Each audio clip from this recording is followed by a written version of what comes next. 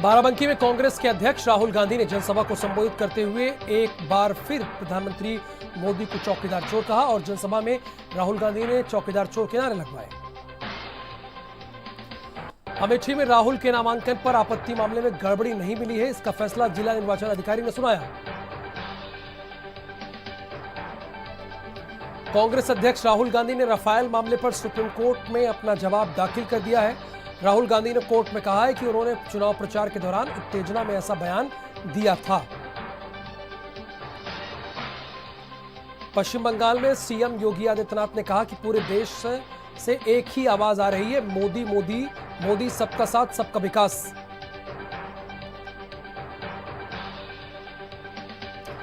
दिल्ली में गठबंधन को लेकर लंबे समय तक चली खींचतान के बाद आखिरकार कांग्रेस ने अपने उम्मीदवारों का ऐलान कर दिया है। कांग्रेस ने दिल्ली की 7 सीटों में से 6 उम्मीदवारों की घोषणा की है।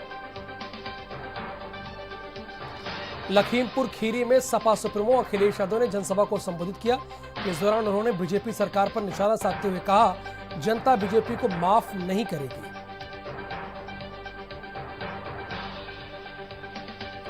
आजम खां के बेटे अब्दुल्ला आजम खां ने बीजेपी प्रत्याशी जयाप्रदा के खिलाफ विवादित बयान दिया है।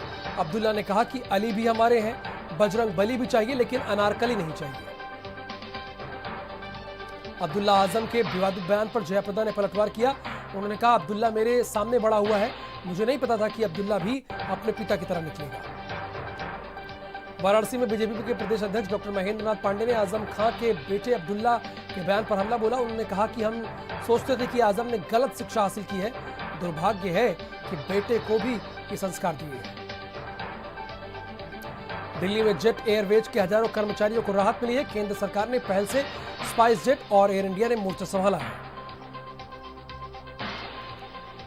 एटा लोकसभा में तीसरे चरण में होने वाले मतदान को लेकर कासगंज मंडी समिति से पोलिंग पार्टियां रवाना हुई है।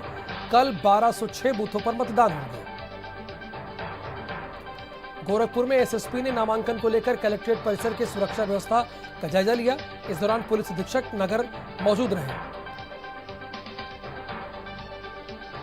अलीगढ़ में शिक्षा विभाग में रिश्वत लेते वीडियो सामने आया है। बताया जा रहा है कि रिश्वत ना देने पर काम ना करने की धमकी थी।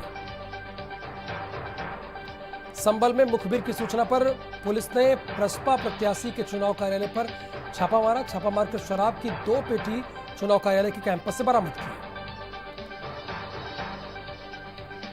पीलीभीत में तीसरे चरण के मतदान को लेकर पोलिंग पार्टियां मंडी समिति से ईवीएम लेकर रवाना हो गई हैं। जिले में सुरक्षा की दृष्टि से 10,000 पुलिसकर्मी तैनात किए गए हैं। मुरादाबाद में मतदान को लेकर पुलिस प्रशासन ने सुरक्षा के पुख्ता इंतजाम किए हैं। बूथों पर सीसीटीवी कैमरे से निगरानी की जाएगी। इटावा में मतदान प्रतिशत बढ़ाने के लिए एक अनोखी पहल देखने को मिली। बारात में दूल्हा और दुल्हन ने समारोह स्थल पर मौजूद मेहमानों को शपथ दिलाई। फिरोजाबाद में एक बारात फूड पॉइजनिंग की शिकार हो गई, जिसकी वजह से लगभग 150 बाराती बीमार हो गए, जिन्हें गंभीर हालत में ट्रॉमा सेंटर भर्ती कराया गया। बागपत में गुरुग्राम की युवती की लड़की का गैंगरेप हुआ है। 3 युवकों पर गैंगरेप का आरोप लगा है। अलीगढ़ के गांव घंगोली में बिजली के तारों में निकली चिंगारी से गेहूं की फसल में आग लग गई है। आग को बुझाने के प्रयास में किसान जिंदा जल गया है। लखनऊ में जमीन विवाद को लेकर अधेड़ की पीट कर हत्या कर दी गई। मामले में परिजनों ने पड़ोस के गांव के लोगों पर हत्या का आरोप लगाया। मेरठ में देर रात कॉम्प्लेक्स में चौकीदार का शव मिला। बदमाशों ने चौकीदार की गला दबाकर हत्या कर दी और नकदी समेत सामान लूटकर फरार हो गए। ललितपुर में पेट्रोल भराते समय बाइक में आग लग गई। ये पूरी घटना सीसीटीवी कैमरे में कैद हो गई। गाजियाबाद में राजधानी कॉलोनी में शॉर्ट सर्किट से घर में आग लग गई। आग लगने से लाखों का सामान जलकर खाक हो गया।